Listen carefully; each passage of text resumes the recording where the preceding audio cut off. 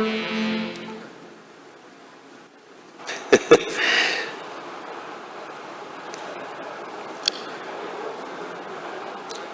are missing Tafik Yelassi from UNESCO. Angel Gonzalez is connected online. Okay, let's give him a chance to come in and use, in the meantime, is walking in. Yeah, excellent. This is such a big venue that sometimes it takes time to get from A to B, but he's coming. While he's taking his seat, let me happily introduce to you Ms. Doreen Bogdan-Martin, Secretary General of the International Telecom Union, to give some introductory remarks to all of us. Welcome, Doreen. Thank you.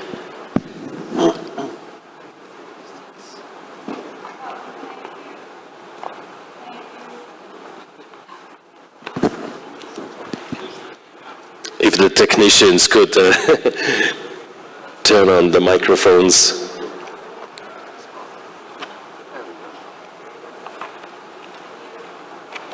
The light is here, so now we have the visuals, now we need the audio as well in order to have that's better. Now we're all there. Thank you so much, Ambassador Snyder. Excellencies, ladies and gentlemen, good afternoon, good evening. It's great to be here with all of you to share some thoughts as you kick off this, this session. I think, ladies and gentlemen, we are standing together today at the cusp of the next chapter of the inclusive digital future. And we're doing so at a time when technology often feels like it's always one step or more ahead of us.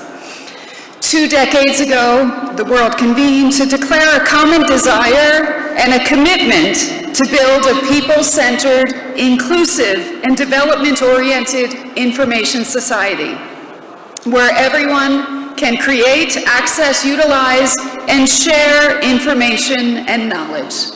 And while the UNGIS framework has helped to make great strides towards this goal, I think now is the time that we have to pause, although I hate to say the word pause because we don't want to stop, but it's really the moment for us to reflect and take stock of our progress, to review the current state of the world and the technology around us, and to double down on our commitment towards an equitable and sustainable digital future.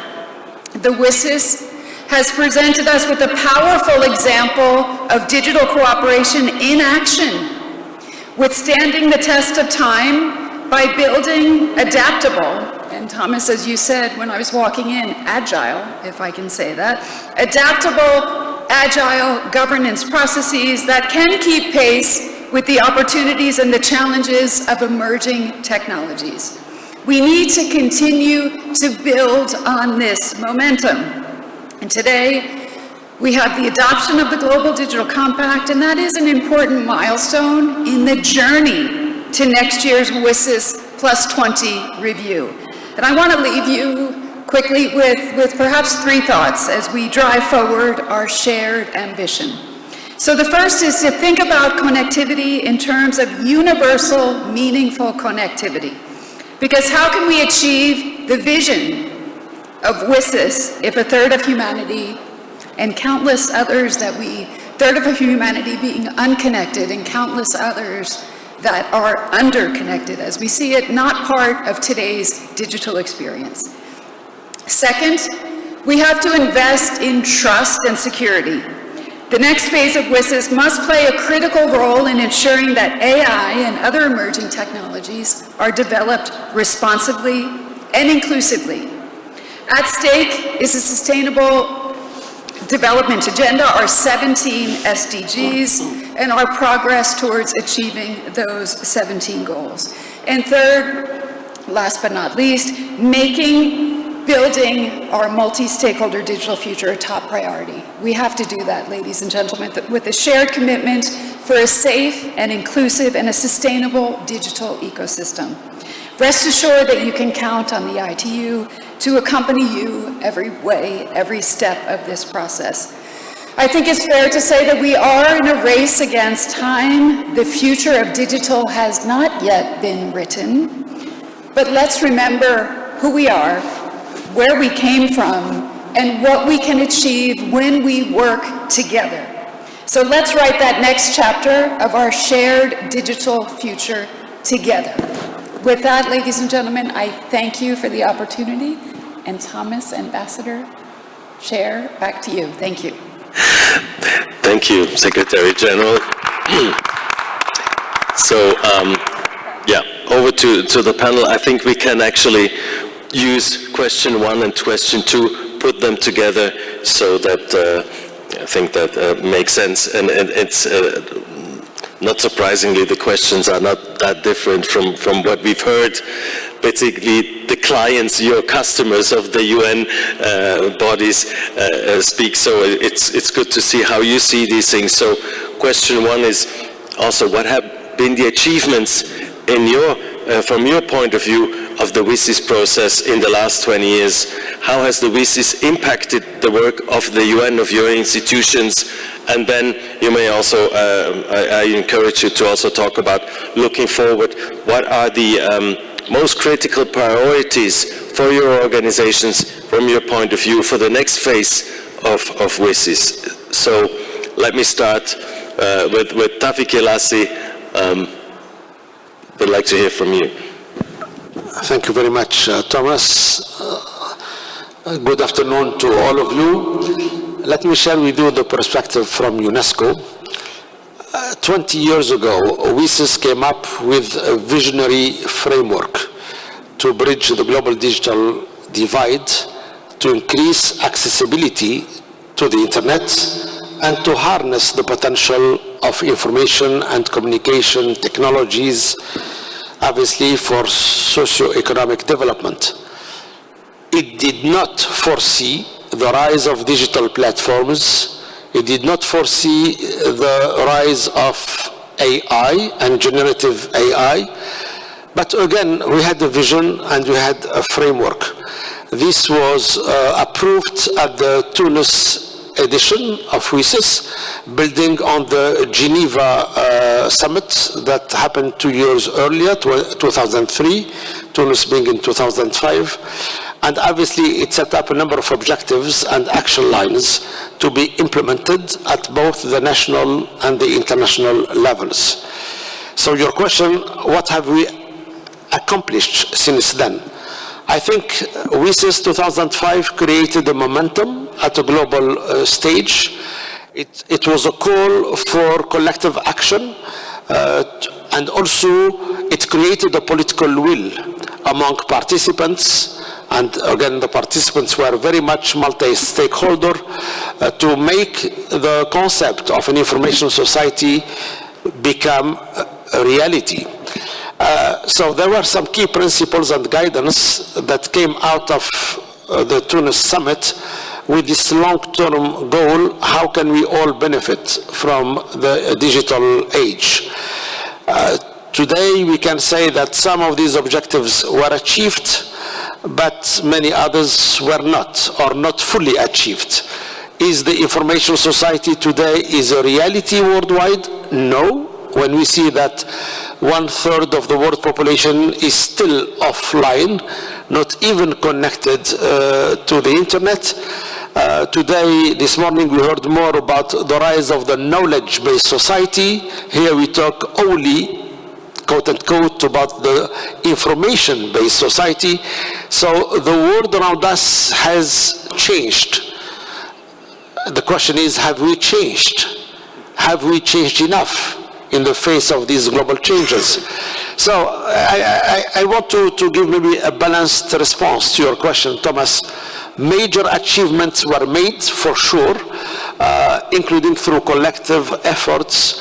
But again, I think as ITU Secretary General just mentioned, there is still a lot of work ahead of us, and there are new challenges that came to the fore, including when the information ecosystem moved to digital, good news because it democratized access to information. But with that came disinformation, hate speech, discrimination, racism, and a whole set of harmful online content. What are we doing, or what have we been doing to combat that? When we see that the rise of digital influencers, in addition to digital content creators, when we see some of these youngsters called digital influencers, each having 50, 60, 100 million followers online, more than all the UN organizations' followers combined. Are these professional journalists? They are not. Do they check the content before they post it online? They don't. In 62% of cases, they don't check the content before they post it online. So I think these are new challenges that we face. It's a whole new world, and obviously we don't want the internet to become the online Wild West. We want some global governance of the internet. We want to ensure, as again Doreen said, a safe, secure, open, accessible internet to all. Multilingualism online. We are here in Saudi Arabia. The Arab world represents almost 500 million people. How much content in Arabic is there online? 3%. 3% only. And there are so many communities, including indigenous communities, who have no content online whatsoever. So is that an information society? It cannot be an information society. So just to say that a lot has been achieved, and we are delighted, but again, this user-generated content and the explosion of that, diversity of cultural expressions online, digital influence, there are many other issues that we need to not only make note of, but we have to actively find solutions while respecting human rights and the openness, accessibility, and the multi-stakeholder. Thank you very much. Gitanjali. Thank you, Ambassador Schneider, and it's always a great pleasure to be with you, Dr. Jalasi, Rob, Mike. So as our Secretary General mentioned in the opening remarks, WSIS was truly a revolutionary UN summit. It marked an era which was steeped in governance, inclusion, and innovation. It built a passionate community of stakeholders worldwide who really wanted to make a difference on the ground, bringing the benefits of digital to the people. It was about the people, about bringing the benefits of technology to the people on the ground. And to create a trusted, connected world, to look at the gender digital divide, to look at the intergenerational divide, the economic and social benefits that technology, information and communication technologies could bring to the ground at that time.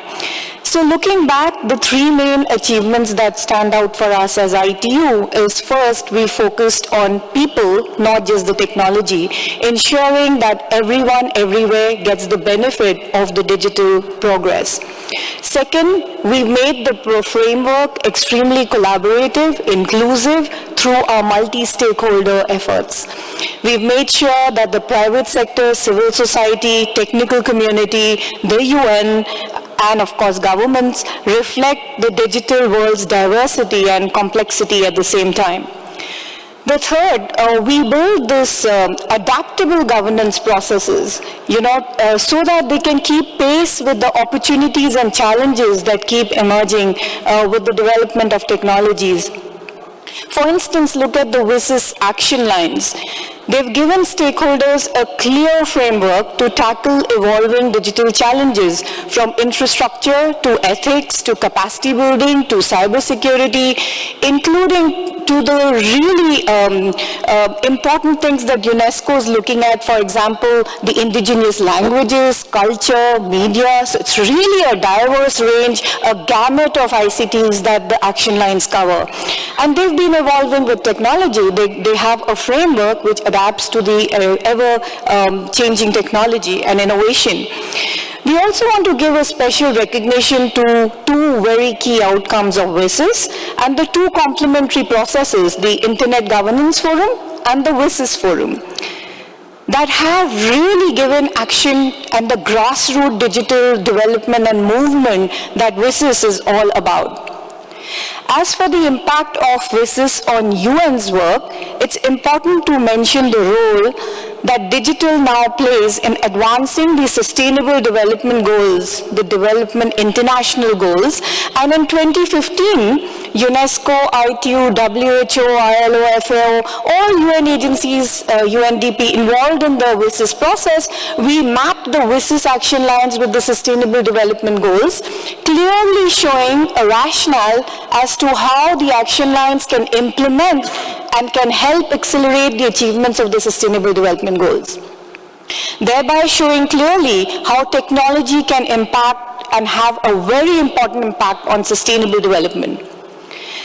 So we've seen the world go from 1 billion internet users in 2005 to 5.5 billion today, as Dr. Jalasi mentioned, from dial-ups to 5G networks, from fragmented efforts to multi-stakeholder collaboration and action, and 2 decades on, WSIS has stood the test of time as a powerful framework for inclusive digital cooperation.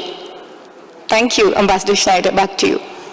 Thank you. Ángel González Sanz.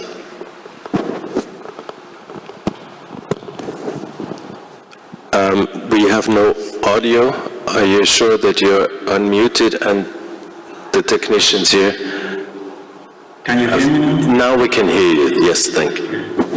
Thank you very much, Ambassador, for the introduction and the organizers for giving us the possibility to participate in this discussion. It's going to be very difficult for me to highlight different achievements of the WSIS process from the ones that have already been identified by my distinguished predecessors in this panel. As has been said, many of the aspirations of the WSIS 20 years ago have been not just fulfilled, but probably exceeded in the expectations that the stakeholders had at the time. If one thinks, for example, in terms of the pervasive presence of information and communication technologies in everyday life for many, many billions of people around the planet, and how access to the internet and access to different forms of ICTs have improved productivity in the economy, but also improved the access to public services, to education, to health. How during the crisis of the COVID pandemic, the internet enables some form of social activity to continue in many contexts. At the same time, it has to be said that many other aspects of the vision of WSIS remain only partially fulfilled or not fulfilled at all. For example, it has been raised, the question of the digital divide is not only a matter of having more and more people connected, it's also a matter of giving these people meaningful connectivity that enables them to actually participate as full members of society and exercise the right to political participation, to enjoy access to reliable information, to engage meaningfully as citizens. There are divides that affect people through or along different lines. Gender is an important one, and we still have very serious gender-digital divide. Rural versus urban is another one, and even educational levels translate into very different kind of experiences when connecting to the internet. We also see many developments in the area of ICTs that are completely or were completely out of the radar at the time when WSIS was conceived. It would have been difficult, for example, to imagine 20 years ago that some of the biggest public sector investment would be in this area, or that the private sector, the biggest multinational companies, would be built around digital service provision, in particular around data. So in terms of how all these changes have affected our work, I think it has already been said that the WSIS process has been fundamental in highlighting that there cannot be development without taking a very development-oriented perspective into the world of internet connectivity and ICTs.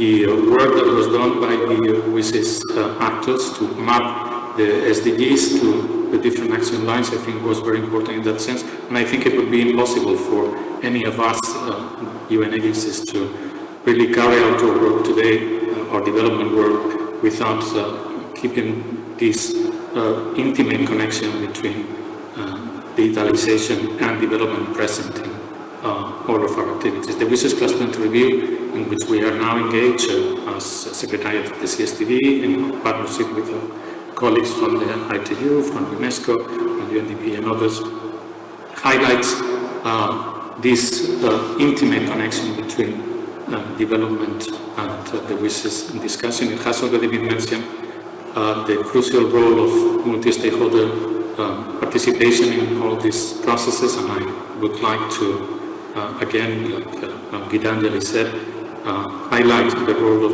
the IGF, but also of the WISIS Forum in helping identify fundamental trends in technology and in development and in the interface between the two of them, which are essential for any successful development policy. I think I will stop here, and I would again just want to close with a reminder of the importance of the WISIS Plus 20 review in the sense of identifying through a multi-stakeholder approach the strategic lines in which the WISIS process can advance in the convergence between development policy and ICT policy. Thank you.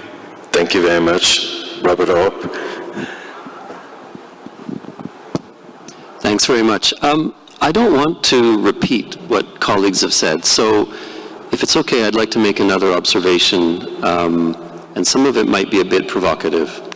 But if I reflect on where we've come in the last several years, now there's 20 years since WISIS, but the last several years have seen an acceleration of digitalization, largely I would say as a result of the pandemic.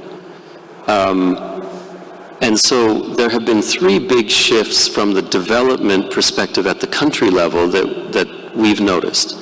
One is a shift from thinking of digital and ICTs as solutions and thinking of it more as ecosystems. So thinking really the interconnectedness, the interoperability across entire societies. Second big shift is going from a very fragmented state to a very much more holistic understanding of digital transformation. So it's not digital transformation only in separate sectors or ministries, but rather a whole of society. And the third big shift is from what I would call techno-optimism to an understanding of the fundamental issues around rights and inclusiveness, that the technology brings risks with it.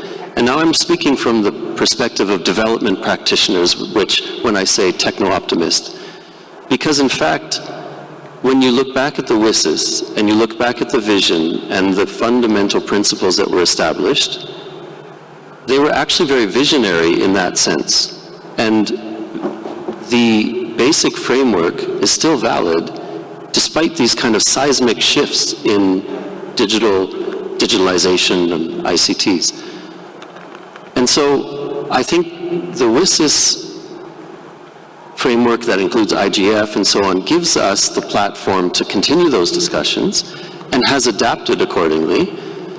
I think that what we're starting to see, in addition, is a broader interest in these mechanisms because the space of digitalization, the topic of digitalization has become so much more prominent. And although, Gitanjali, I would agree that, I know there was work that was done as part of the SDGs and Agenda 2030. The fact is that a lot of the issues that we're discussing today were still absent in 2015. And it was almost as though it was a kind of a niche on the side, But when it comes to the successor discussion around what's going to come after the SDGs, the current Agenda 2030, I don't think there's any question that areas of digitalization will be at the center. So I think the world is shifting. I think that WISIS and IGF have also been accommodating that because the fundamental framework is solid. And I think that we do need to look at the future, at what is coming next, and how do we continue to evolve and strengthen and broaden what we've established and what has been working for the last 20 years. Thank you very much, Robert. Mike Walton.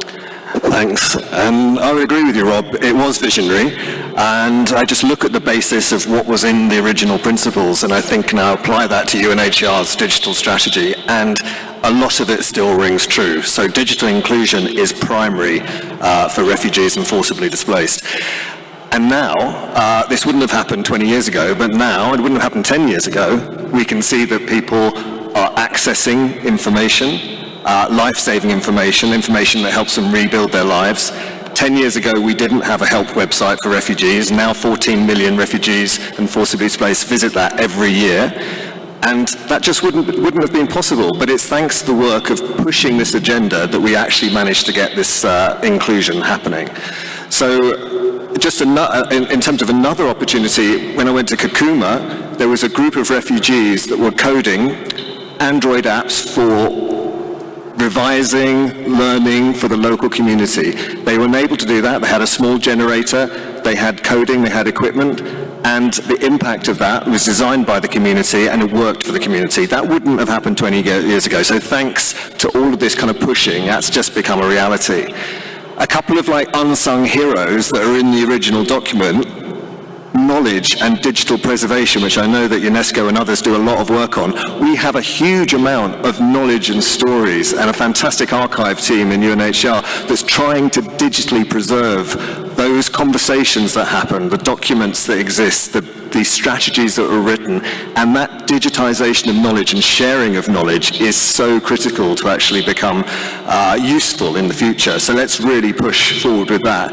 And with accessibility, we wouldn't have had auto-captioning 20 years ago. Digital accessibility for those with disabilities has moved on. And people can access lots of assistive technologies and lots of different pieces. We're not completely there yet, but it has come on leaps and bounds. So just to flag those two parts of the original WSIS principles that perhaps aren't talked about enough. But I've made it sound really rosy, but there are still huge gaps. We've talked about that difference in gaps between people who have access and people who don't. And yes, more refugees do have access, but we're changing the landscape. The information landscape has changed. It's far more risky. There's far more ability for fraud, for risk of trafficking, for toxic narratives to exist online. How do we make sure, this is the next looking at the priorities question, how do we really make sure that we focus on those increased risks and we can tackle those risks going forward? In terms of the importance of multi-stakeholder approach, I'll just give a couple of examples there, and this is why it's so important to keep convening, is that we've had two examples with the Global Compact on Refugees which have been invaluable to move forward multi-stakeholder agenda. One is on misinformation and information integrity, which is really about having trusted information out there that people can go to and they know what trusted content is. And we've had fantastic support from the Norwegians, the Swiss, the Google and Meta supporting this pledge, and so thanks to them for that multi-stakeholder approach. And on connectivity, the work that ITU have done has been fantastic in terms of pushing with us on that joint approach to connectivity. So without all of that joint working, without the dialogue happening, we wouldn't have been able to achieve and to get where we are. But focus on these new things that have come since the initial principles. Thank you. So, looking forward, what are the most critical priorities? Very briefly, Tawfiq. You need the mic.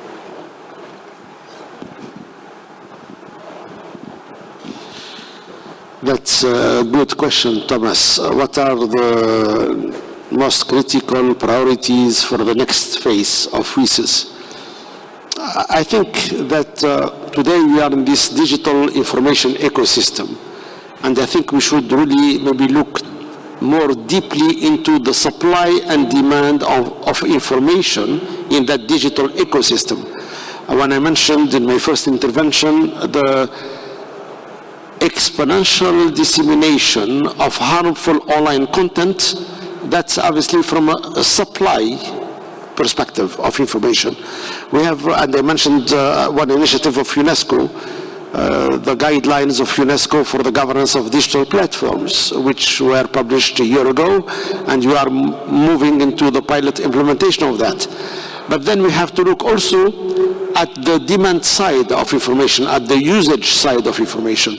When our studies show that on average, a youngster spends 6 hours a day connected to these digital platforms, more than doing homework or anything else, what information do they come across?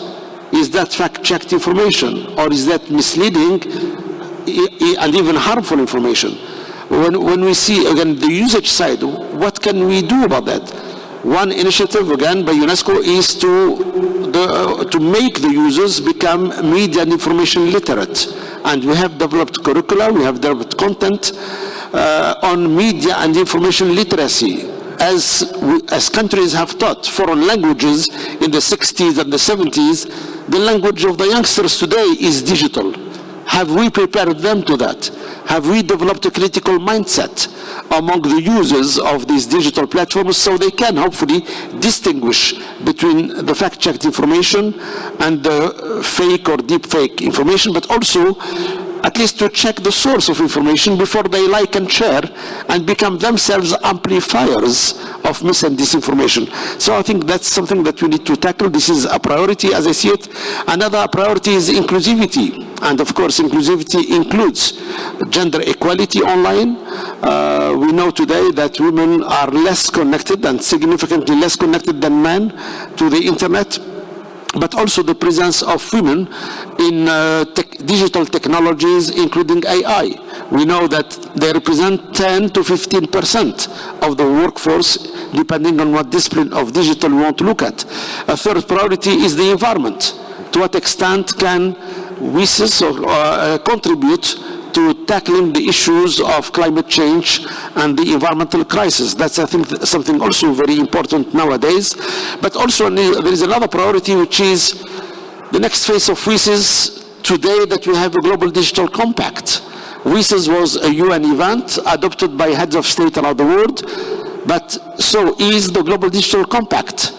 How can the two UN processes hopefully complement each other or work in some symbiosis with each other without duplication, without dilution of effort in this regard? And when we talk about AI also and the other emerging technologies like generative AI, the issue of the global data governance, I think, which we did not have maybe to the same extent.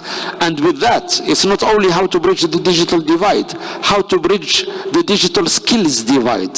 This morning we saw the Saudi minister showing us the huge number of digital jobs not fulfilled today, because we do lack digital skills and competencies for a number of these digital tasks and activities.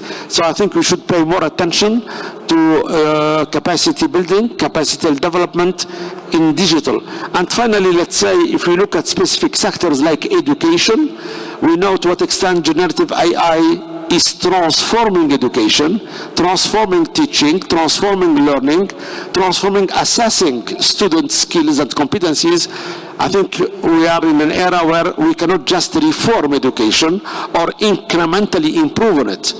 Gen AI, disruptive technology that calls for a radical rethink and transformation of education to have the proper learning value that we can deliver not only to pupils and to students, but also we talk today about lifelong learning, even to professionals along their active career.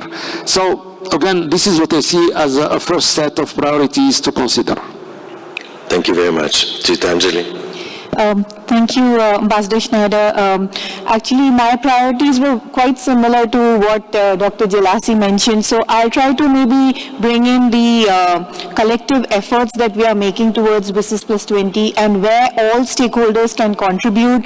So of course, one of our main priorities, which again I'd like to highlight, is to bridge the digital divides. You know, we can no longer accept that 38% of the population in Africa, only 38%, uses the internet. that the gender disparities, at least in least developing countries, are expanding. The biases in AI, and the algorithm biases that are existing in AI are also to be looked at. Now, the 1.8 billion of the 2.6 billion offline live in rural areas. So these are the divides we really need to focus on.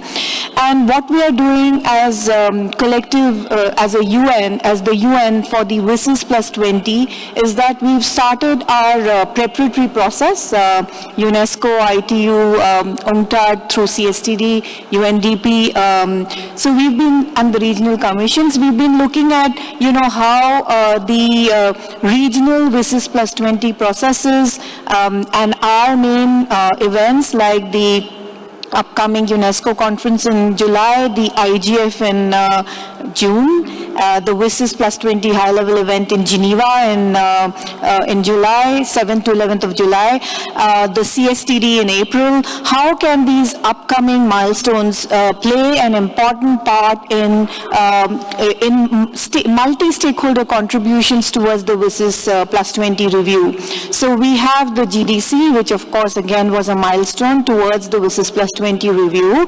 How can we make the upcoming events more impactful, contributing towards the WSIS Plus 20 review? Now, all of us are aware that 2 co-facilitators will be appointed for the WSIS Plus 20 review, and we are hoping that this is done as soon as possible so that the modalities resolutions could be worked on and that we could move on with the WSIS Plus 20 review process and ensure that the vision of WSIS beyond 2025 is as strong and as multi-stakeholder as it was in 2015, where we looked at the emerging trends and opportunities and challenges of each action lines as the UN and as multi-stakeholders. So, of course, the GDC has set an ambitious vision for us. We must all get together and see how we can incorporate that milestone into the WSIS Plus 20 review process. And looking at the IGF, how we could strengthen it, we all support the IGF, we love it. A lot of concrete multi-stakeholder outcomes come out of it. The Swiss chair's summary at the WSIS Plus 20 Forum high-level event this year in 2024, those of you who haven't read it, you must really go and read it because it has all these components in it, the WSIS Plus, the important role that IGF and the WSIS Forum plays, of how we can align the WSIS and the GDC. So there is already a lot of work going on around all of this, and we should see how we can put all of it together. Now, once the GDC was adopted, also the UN has been in action. We've developed an UNGIS action plan where we have mapped the WSIS action lines with the 2030 agenda and the GDC principles, clearly highlighting the frameworks and the institutions and activities that exist to implement the GDC. So this exists. At the ITU, with the UN agencies in Geneva, we also have this Geneva UN Digital Kitchen, where we are meeting quite often to come up with a Geneva action plan on what we could do together as the UN to contribute to the GDC process. And as the ITU, our member states have also asked us to come up with an ITU action plan to implement the GDC and present it to our next Council Working Group on WSIS and SDGs. So there is a lot of work going on and there is good momentum.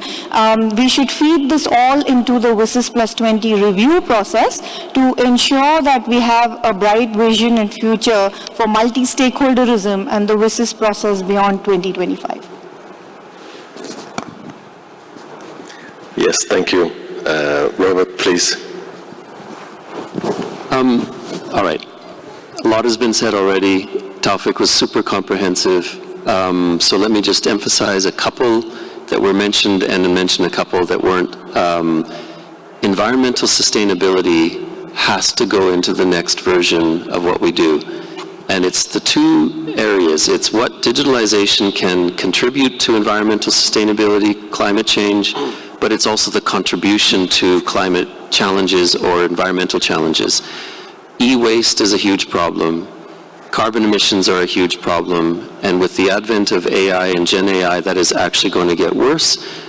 I know that there's technology that is also becoming more efficient, but we have to be cognizant of the balance. I think it was a recent report from our colleagues at UNCTAD, actually, that one of the figures that stuck in my mind was that data centers a couple of years ago were emitting the same carbon emissions as France, and that is going to grow. So we have to be, as a UN system, responsible when we actually look at these issues and proliferate technology. I think capacity building, no question for us. We see that as probably the #1 gap when we work at country level. Requests come to us for more capacity, more skills, stronger ecosystems, etc. Then I would mention digital public infrastructure is something that has emerged in the last several years. It is something that is now in the Global Digital Compact, and I think that we need to consider what it looks like in the context of WSIS as well, because it is something that we think has a lot of promise for accelerating digital transformation at the country level. The last one I can't remember, so I'll stop there. Thank you very much. Thanks. Mike? Yeah, and another good segue from Rob there, talking about climate change, the impact. I mean, agree, digital inclusion, information integrity, I think we're all agreed in terms of those priorities. We haven't talked about ethics more broadly in the ethical use of technology, and actually do no harm in the products that we use and we produce is really important. We're about to work on a refugee gateway, which will be a one-stop access point for refugees. How do we make sure that we deliver that in an ethical way? How do other suppliers make sure that they're creating technology solutions that take into account all of the different ethical principles that are there? So I would say let's really broaden it out. Climate change, absolutely, that has a huge impact on refugees when it's combined with conflict situations. But what are the other ethical principles that we should focus on as part of our prioritization, and how could we build out a joint framework for how we agree on how that can be applied to new solutions? Thank you. Angel? Thank you. It's really very difficult to say anything different from what has already been said. I would just join my voice to those that mentioned the environment, and not just because we just published a report on this issue, but also because it's really a big concern, and it's probably going to become an even bigger concern, and we need to take action quickly on both the environmental burden of digital technologies, but also on using better the potential of digital technologies to address environmental issues. The second point that perhaps I would like to emphasize is that we need to work together to address the risks that digitalization can bring about in terms of increasing equality. Increasing equality among men and women, increasing equality within countries, between different social groups, but also increasing equality across countries. And one particular problem or area of concern in that regard could be the intimately linked questions of data governance and artificial intelligence governance. We were just now finishing a survey of the major artificial intelligence governance initiatives that exist in the world, 7 of them, and we found that there are 118 countries that are not involved in any of them, whereas only the G7 member countries are involved in all of them. The risk that the interest, the voice, the concerns of the developing countries will be completely ignored in these discussions is very serious, and really we need to do much more effort in becoming inclusive in developing responses to the challenges created for artificial intelligence. The same can be said about data governance, and data is, after all, the fuel on which artificial intelligence models are driven. So we need to also come up with much more inclusive ways to develop principles for data governance. The CSTD is now tasked by the GDC to set up a multi-stakeholder working group on principles of data governance that should report to the General Assembly at the end of 2026. And this is, in my opinion, and in Anton's opinion, a major challenge that we need to address through, again, deep multi-stakeholder engagement, including, in particular, the voices from the Global South. Thank you very much. Thank you, Angel. And yeah, we have 1 minute left, so I would take that 1 minute for me trying to wrap up with what we've heard. I think, obviously, we all agree that a lot has been achieved, but there's much more work to do, and time doesn't stand still, so we'll, with every task that we've accomplished, we get 2-3 more tasks in the future, which is a challenge for all of us.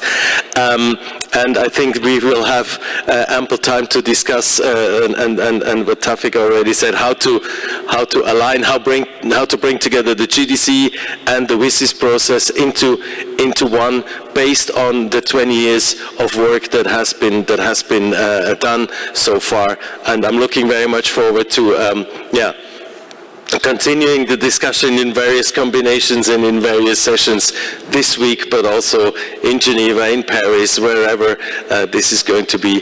Thank you very much, and enjoy the nice evening here. And this is the end of today, as far as I know, at least of this official part. So thank you very much, and see you tomorrow, I guess. Thank you very much. Thank you.